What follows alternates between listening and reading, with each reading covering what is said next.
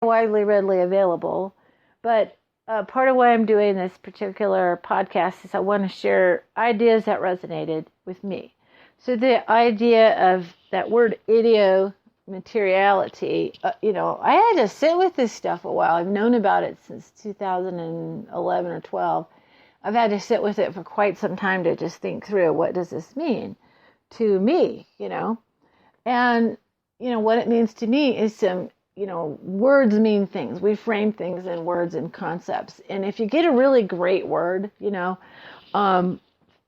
instance, I have a learning disorder in mathematics. Even though I could conceptually understand math, I just had this basic problem, and that was that I mixed up numbers just the same way as a dyslexic person mixes up their words and letters and spells things backwards and whatever. I do the same thing with numbers. I was able to get pretty far in mathematics just taking that into account. But one day I heard the name of this affliction is called dysnumeria. And I just tell people it's dyslexia, but with numbers, because everybody sort of knows what dyslexia is, but dysnumeria sounds like something, an ailment of the stomach or something. It's just kind of foreign. But I was excited to discover this word and the concept because it explained something I was experiencing.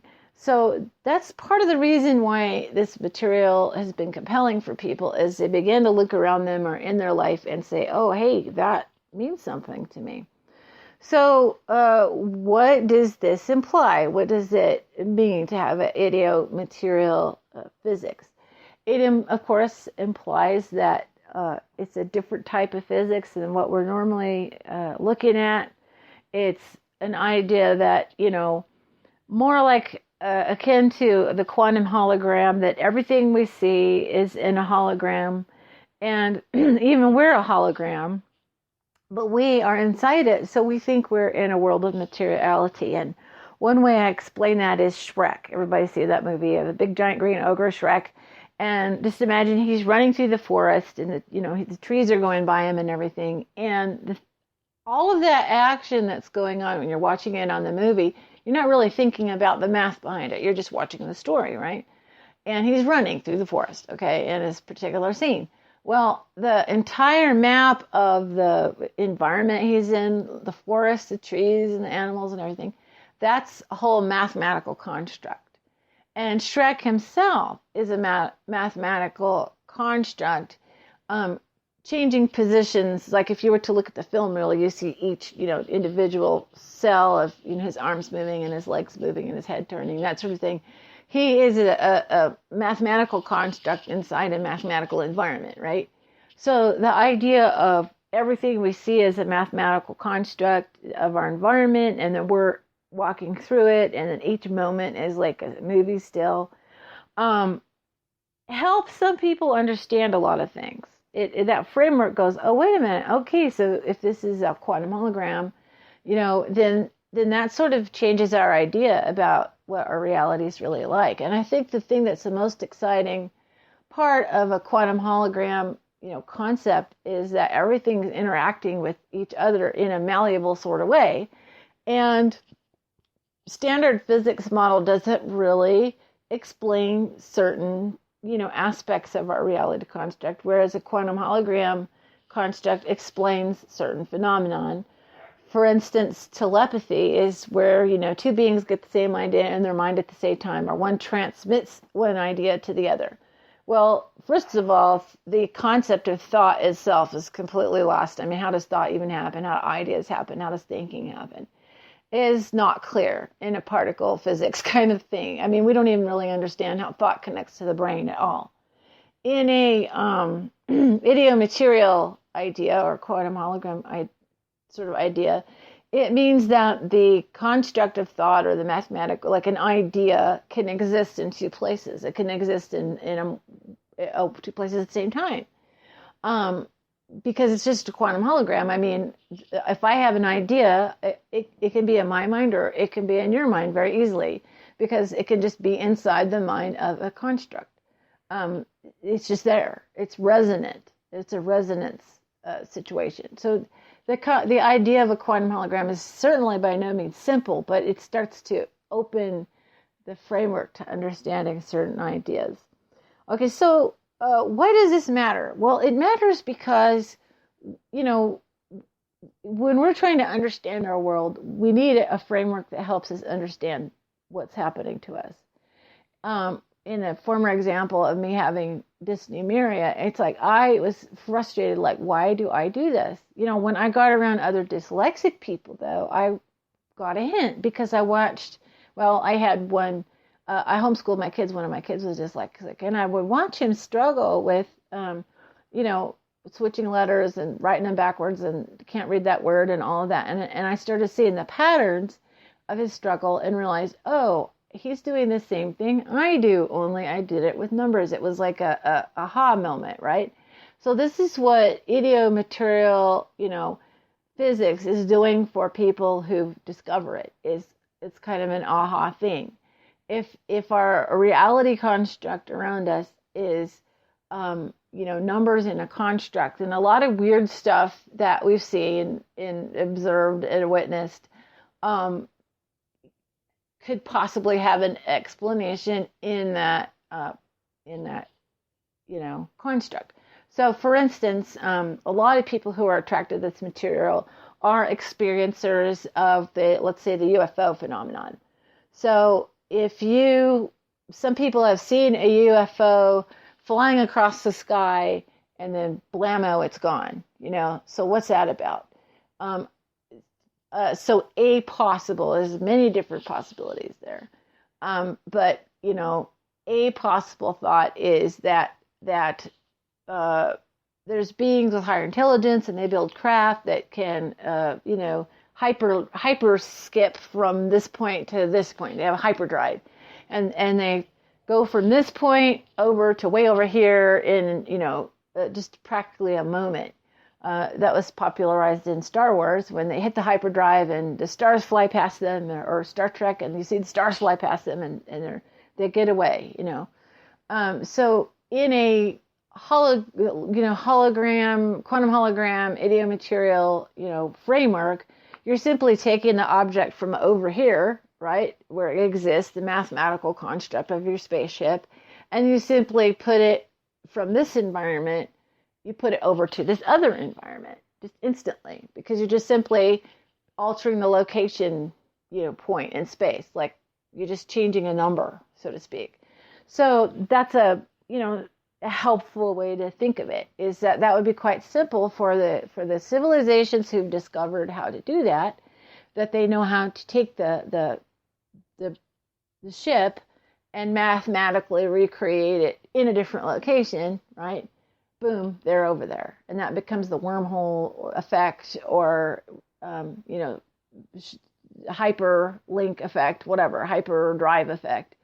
So there you see, where if you were thinking, a lot of people dismiss UFOs, like, how could those people go from so far away and ever get here? Because our fastest craft would take a long time to get from point A to point B. Well, that's because we're thinking of a craft that's got fuel, and it has to, go a certain speed, and it can't go past the speed of light, and, all these rules based on our understanding of physics. And they said, well, we can't go past the speed of light. Well, okay, if you don't really have to break the speed of light if you just go from point A to point Z simply by changing the math. Where do you need to go past the speed of light? It's not about speed at that point. It's about changing location. So this is why this Ideomaterial physics model has been really interesting to me. And I have to say, talk about our thinking. How do we wrap our minds around this? And here's a couple things. One is we're at a present time where we're really intertwined with our belief systems. If you don't believe that, talk about politics. And people will get very emotionally, involved in a political point of view or a religious point of view or a worldview. And to give a different idea when they have a certain framework. I mean, I can speak for myself. When I had a certain framework and I encountered a new idea, I used to get really upset because it was conflicting with everything I knew about the cosmos. Philosophically, I've adapted a more fluid belief, system. Not everything's black and white. Not everything's shades of gray. Even everything's in color, right? In the idea of play, like just play with it. We do that all the time when we read a story or we watch a fiction movie. We suspend our belief, right? We say, okay, for the sake of the duration of this 2-hour movie, I'm going to believe that there are such things as humans traveling in spaceships and meeting other people around the galaxy, and how adventurous that would be, right? And pretty much the premise of every Star Trek show ever, or a Star Wars. In other words, we play with the idea. So if, that's what we can do with just our general belief system. There's no possible way with our educational system and our time, to completely have a complete grasp of all of physics or all of anything, to just think about the idea. And I want to talk about shaming. There's of course, if you don't believe a certain point of view, religion, politics, whatever, you're going to have somebody upset by that. And they're going to try to shame you in some way because it's upsetting them that you think that way. So they're going to go, how could you believe that? I can't believe that you'd believe that. You can't be my friend. That sort of resistive sort of thinking. And that's a person who isn't having a lot of fun. Because they're not playing with ideas, right? As far as I can tell. I've never met anybody who had a sense of play, who also had a sense of outrage and control at the same time. So the thing is our understanding of reality from my perspective, I can't tell you how to think. I can't even tell the collective how to think. From my perspective, it has helped me to just accept how I am right now in this moment, this day, and use my imagination, which is I've said it before, it's the greatest thing humans have next to opposable thumbs, right? Our imagination is, it hurts me when people go, oh, that's just your imagination. Oh my God, just your imagination? That's like saying, oh, that's just $1 million. Do you know what I mean? It's like you have this powerful thing and you're a reductionist and you say it's just this little thing. And it is very powerful. It's very important. Imagination can make the difference between a good day or bad day. Like I had a frustrating day in my technology today, as many people do. And I decided to be okay about it because in trying to solve the problems, I learned some new things. So I said, okay, I had a frustrating day, but on the other hand, I learned these new skills. So I used my imagination to reframe my thoughts. I thought, oh, this was horrible. These tech companies suck. My computer sucks. I went and hit it with a sledgehammer. I could have sort of stayed in that. And I thought, but on the other hand, I learned, for the next time I have to do that thing, here's the shortcut. Yay, That's what our imagination does for us. It helps us reframe things, to a positive if we want to do that. So, I've just found that these mind tools that I've been given by so many wonderful philosophers and teachers, but especially our boarded as I'm talking about this set of concepts, the Ideomaterial, Ideomaterial, universe, working model, is very helpful. So I hope to be sharing more of this kind of information on I Am Observing, which is this new podcast I'm doing. And I want to thank the late Dr. A.R. Borden for his coming into my life and showing me things, and all my friends that are associates within that group, and other teachers who have influenced me so that I feel that I have enough to be worthy of sharing. And thank you, the listener, for coming along with me.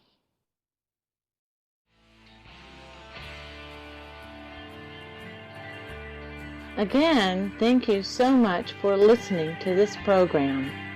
I Am Observing with Karen Christine Patrick. I really appreciate it that you have come this far with me for this space of time. Thanks to the musician Jazzar, my favorite composer, from freemusicarchive.org for the wonderful music in this program. Please visit my Facebook group, I, as in EYE, am observing, and let's keep the conversation going. This program was brought to you by Isogenics, now with dairy-free, GMO-free, delicious protein shakes. I drink one every day. I am pursuing optimum health and well-being. Contact